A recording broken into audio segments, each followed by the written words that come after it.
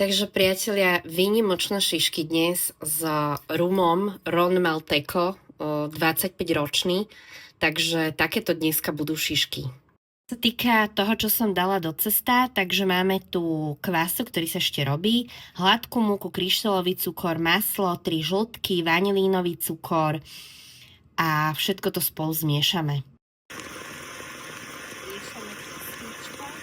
Použila som takéto džemy, takže toto bude výber na šišky.